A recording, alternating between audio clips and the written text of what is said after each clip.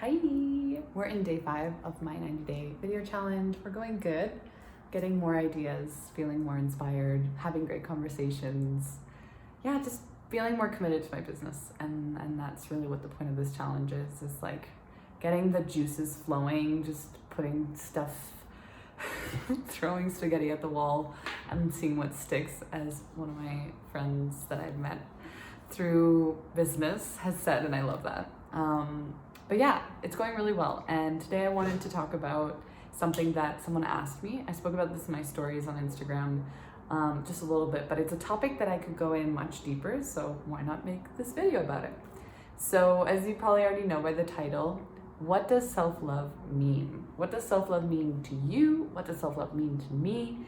Well, I think we'll start with myself, because obviously you're not gonna be able to respond in this video. Maybe below, which I would love and invite you to do. But I'm going to be talking about what self-love means to me. Why did I get into being a self-love coach? Like, how did this even happen? And what do I do to like promote self-love? And how is it unique, right? You could just talk about self-love, but what makes being a coach about self-love unique? So let's get into it. First question, what does self-love mean? To me, self-love means the balancing, harmonizing practice of bringing mind, body, spirit, and emotion all together into a consistent, sustainable, and unique practice for yourself in your life.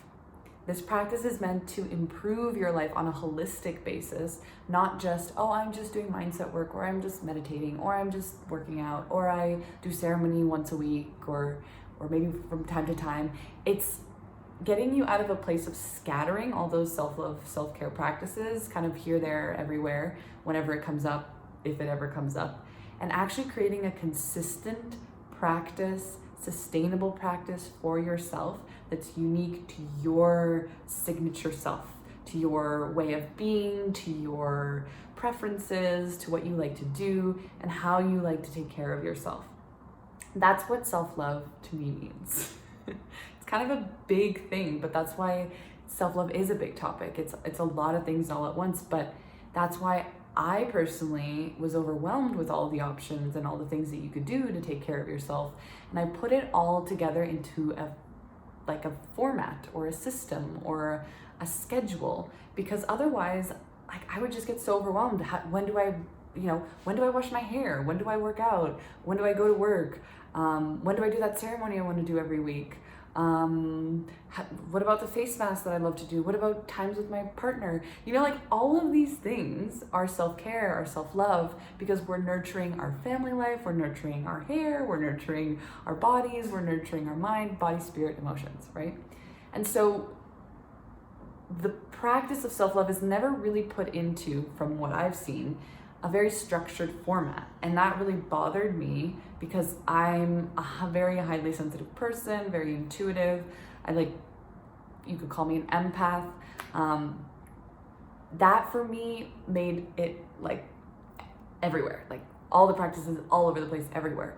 So I decided that this is the only way that I can really survive in this world. Like, create a consistent, sustainable, structured practice that will help me to sustain my energy, refill my energy, and take care of myself as I go through life. Because if I don't do this, I struggle. I have a lot of negative thoughts. I get very overwhelmed with negativity, and that is something that is actually a very common thing as an empath.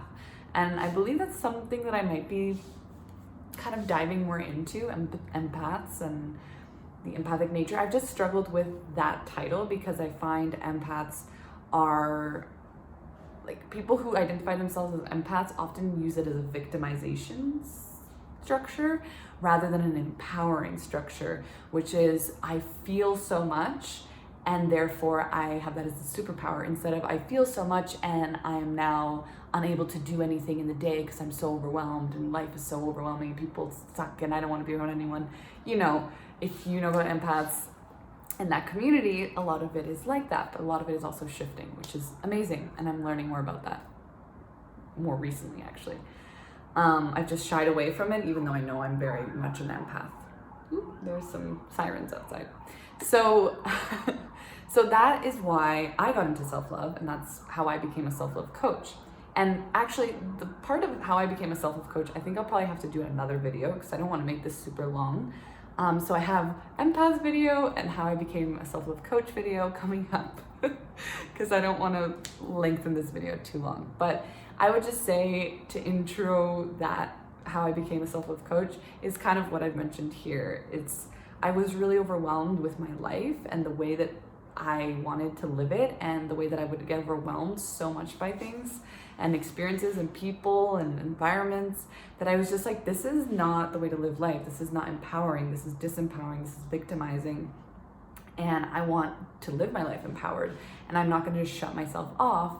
I'm going to let myself feel more, feel through this, understand how to manage this, and therefore let's go into it. And therefore I've discovered self-love.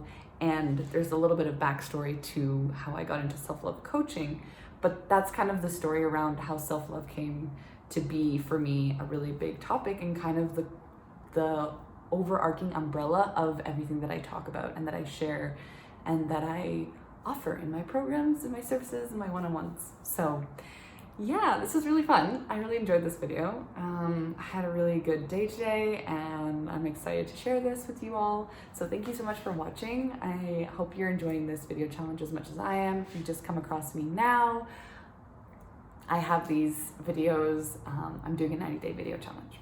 So I will see you on the next one. If you would like to share with me what self-love means to you below, I would love to hear that. What does it mean to you? It could be very simple. It doesn't have to be as complicated as I see it because I mean, I've been learning about this for a long time, but I'd love to know what you think of self-love.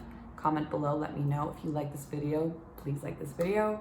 And yeah, and if you have interest in working with me and learning more about self-love and what that means for you, you can always DM me or message me below letting me know you'd love to work with me, because I offer free self-love empowerment calls where we go over what self-love means to you, what the biggest struggle and block that you're having with self-love right now is, and some next steps or some clarity around what is really going on so that you can move forward with more ease in that area of your life.